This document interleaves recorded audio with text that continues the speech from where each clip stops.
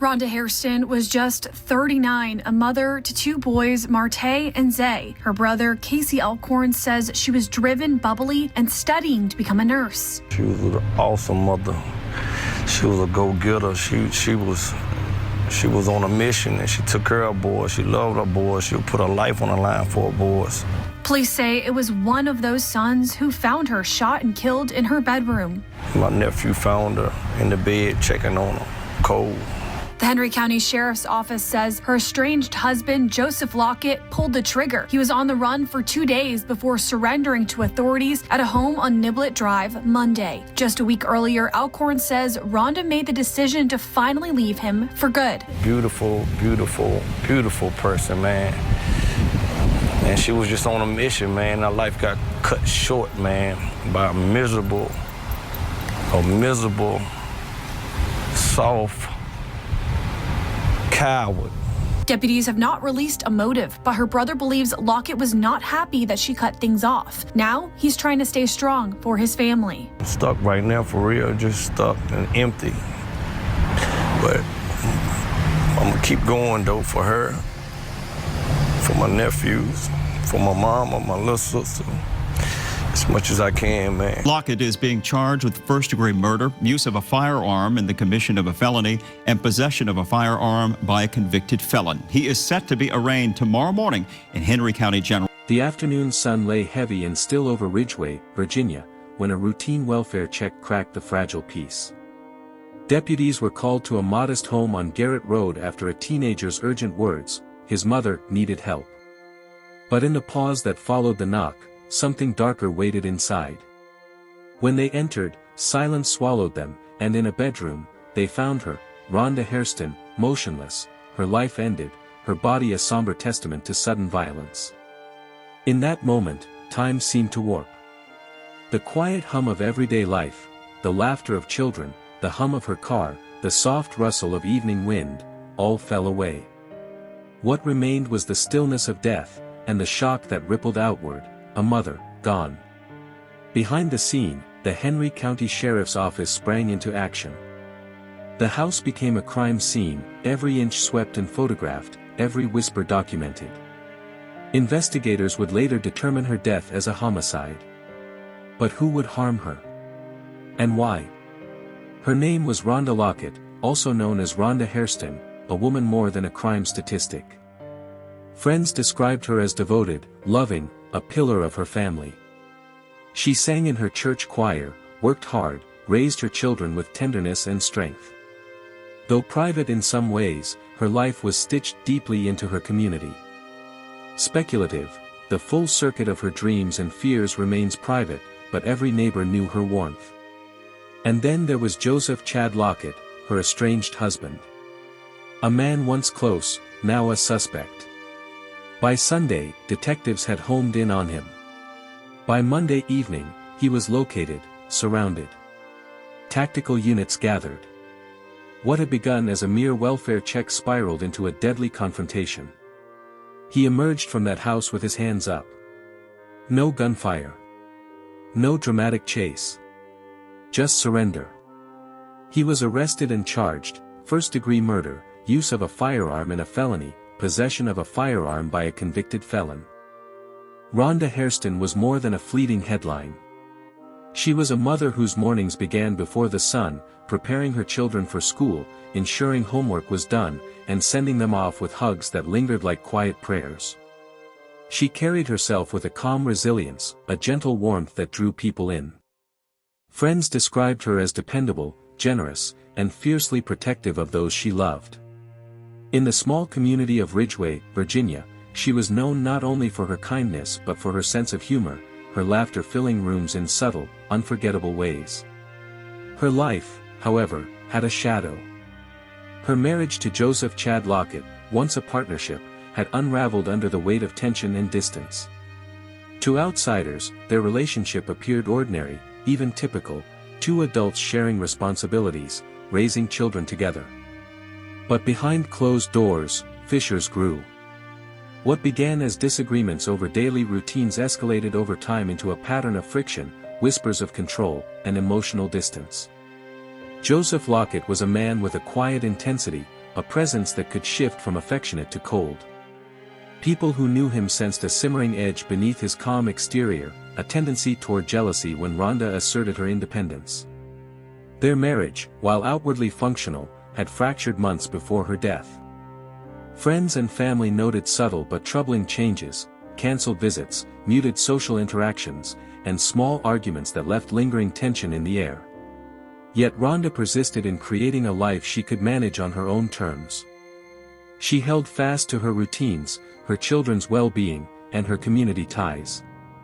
Even as cracks in her personal life widened, she remained the anchor for others, hiding the growing storm behind a composed smile.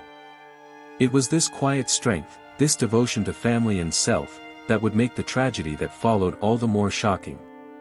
The juxtaposition of her nurturing warmth against the lurking danger in her personal life would soon unravel in ways no one could have foreseen. In the weeks before her death, the subtle warning signs had begun to ripple through Rhonda's life like tremors beneath still water. Small things that might have seemed inconsequential to an outsider, the curt text messages, the sudden tension during family visits, the silent phone calls left unanswered, carried a weight only those close to her could feel. The quiet unease that settled over her home was almost imperceptible, but it spoke of something far more sinister than ordinary marital discord. Friends and family had noticed changes in Joseph's behavior. A glance too sharp, a question asked too forcefully, a shadow of irritation when Rhonda asserted her independence. He had been resistant to her recent decisions, particularly her choice to separate and regain control over her life. What began as passive resentment seemed to intensify, morphing into a simmering obsession. Those around her sensed it, the way he lingered at the edges of her life, watching, waiting, as if unwilling to accept the boundaries she tried to set. Even in the smallest moments, there were signs. Items rearranged in her home, minor confrontations that escalated quickly, subtle threats masked as concern. Each incident alone might have seemed trivial, easily dismissed. But together, they formed a pattern of tension that hinted at a storm gathering just beneath the surface. The quiet of Garrett Road was broken not by sirens, but by a sense of dread that had long hovered unseen. On that fateful day, the storm that had been gathering in whispers and glances finally erupted into violence. Inside her home, Rhonda Hairston faced the culmination of a fractured relationship, of tension and obsession that had been mounting for weeks. It was there, in the sanctuary of her own bedroom, that her life was abruptly stolen from her. Investigators would later describe the scene as stark and tragic. A mother, whose world had been filled with routine, laughter, and love, was found lifeless. The cause, a gunshot wound, delivered with chilling finality. There were no witnesses to the act itself, only the echoes left behind in a home now marked by loss. Every item, every detail, seemed to testify to the sudden intrusion of violence into the ordinary fabric of life. The perpetrator, her estranged husband Joseph Chad Lockett, had crossed the line from anger and resentment into irreversible action. By the time the authorities arrived, the tragedy had already occurred, leaving behind questions that could not be answered through observation alone. It was a crime of intimate violence, sudden and personal, yet meticulously veiled in the quiet familiarity of a home once thought safe. The aftermath was immediate. Neighbors reported unusual stillness, children returning from school with unspoken worry, a small community stunned into disbelief. The violence was not loud or public, it was intimate, private, and devastating in its precision. It was the kind of horror that leaves a lingering weight, a shadow that stretches far beyond the walls in which it occurred. And in that instant, the fragility of safety, of daily routine, was exposed. The person tasked with love and protection had become the source of the ultimate betrayal. The crime was complete, leaving only the echoes of what had been and the horrifying realization of what had been lost. He's responding to a welfare check on Saturday, found a woman dead in a home south of the Ridgeway area, and they've identified the victim as Rhonda Lockett. Investigators say the victim's estranged husband, Joseph Lockett, is a suspect. He's wanted for first-degree murder. Deputies say he should be considered armed and... In the hours after Rhonda Hairston's death, the quiet streets of Ridgeway were anything but calm. Behind closed doors, the man who had ended her life moved with a careful urgency, aware of the consequences yet caught in the haze of his own actions. Joseph Chad Lockett, her estranged husband, left a trail, subtle, perhaps unintentional, that would soon become the key to unraveling the crime. Investigators descended upon the home, meticulously documenting every detail. Photographs captured the stark contrast between the ordinary and the horrific, a bed neatly made moments before, now marked by tragedy, personal items scattered in the wake of violence, the faint scent of gunpowder lingering in the air. Forensic teams would later collect evidence that told a story no words could fully capture: ballistic traces, fingerprints, and the small, telling signs of a struggle interrupted by lethal force. Neighbors recalled unusual movements, the hush of a house that had once been lively.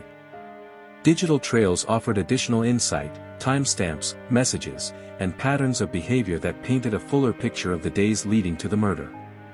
The careful choreography of suspicion and investigation began to close in.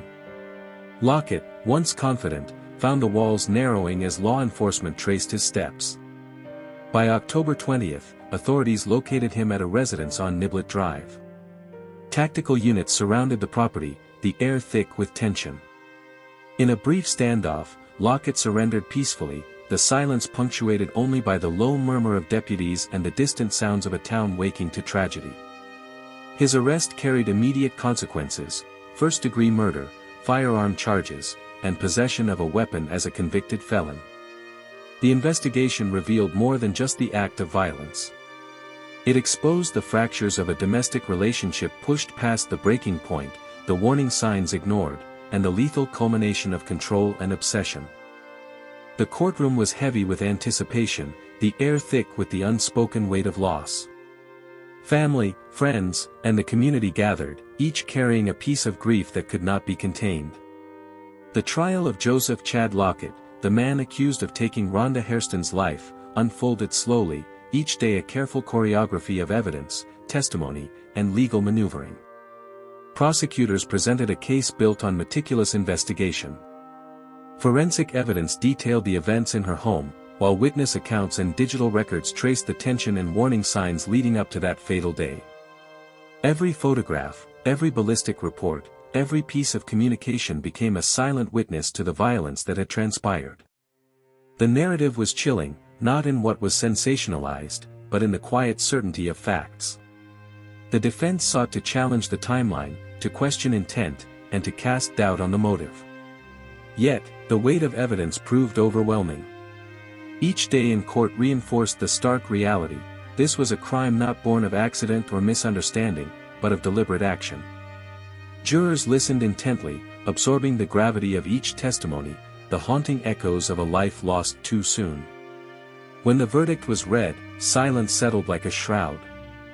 Guilty on charges of first-degree murder and related firearm offenses, the decision was both a confirmation of justice and a reminder of its limitations. No sentence could restore the warmth, laughter, and love that Rhonda had given freely to those around her. Yet, the conviction ensured that the man responsible would face the consequences of his actions, held accountable for the life he had taken. As the gavel fell, the courtroom exhaled collectively, a mixture of relief and lingering sorrow. Justice, in its procedural form, had been served. But for those who loved Rhonda, the loss remained a hollow space that no verdict could ever fill. In the days and weeks following Rhonda Hairston's death, Ridgeway felt a hollow ache, a quiet shadow stretching through homes, schools, and streets where laughter once flowed freely. Friends and neighbors spoke in hushed tones, recalling her warmth, her devotion, the small kindnesses she had woven into their lives. Every memory seemed tinged with grief, every familiar corner of town a reminder of what had been lost. Her family, shattered by the suddenness of violence, struggled to reconcile the woman they knew with the horror of her final moments. Children, once sheltered from the harshness of the world, were forced to confront absence and loss at an age far too young. Parents and siblings grappled with helplessness, the gnawing question of why echoing through empty rooms. The community rallied around them, offering support, but the wound remained deep, a raw testament to the cost of domestic violence. Memorials and vigils honored her life, each candle flickering against the darkness, each whispered prayer a reminder of the love she carried into the world. Yet beneath the grief was a persistent unease, a recognition that such tragedies often come with warning signs, small tremors ignored until they erupt with irreversible force. Her story became both a remembrance and a cautionary tale, urging vigilance, awareness, and action. And in the stillness of her absence, a haunting question lingers: how many others live with unseen threats, their lives teetering on the edge of tragedy, unnoticed until it is too late? If her story moved you, take a moment to honor her memory. Like this video to support our work, share it to raise awareness about domestic violence, subscribe for more deeply researched true crime stories, and turn on notifications so you never miss a chilling tale.